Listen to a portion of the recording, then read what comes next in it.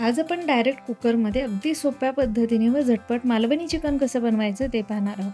त्यासाठी आपल्याला चिकनला हळद, मीठ, आलं, लसूण, हिरवी मिरची, कोथिंबीरची पेस्ट, मालवणी मसाला आणि लिंबाचा रस लावून असं चोळून घ्यायचं आणि बाजूला ठेवायचं.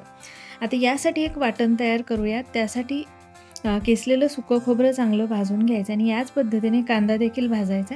याचं एकत्र वाटण तयार करून घ्यायचं. आता कुकरमध्ये तेल गरम करायचं. त्यामध्ये आलं, लसूण, हिरवी मिरची, कोथिंबीरची पेस्ट, कांदा परतून घ्यायचा, मालवणी मसाला, कोथिंबीर घालायचे आणि तयार केलेलं वाटण घालून छान तेल सुटेपर्यंत परतून घ्यायचं. यामध्ये मॅरिनेट केलेलं चिकन घालून 2-3 मिनटं परतून घ्यायचे आणि गरम पाणी घालायचं. पाणी गरजेप्रमाणे घालायचं.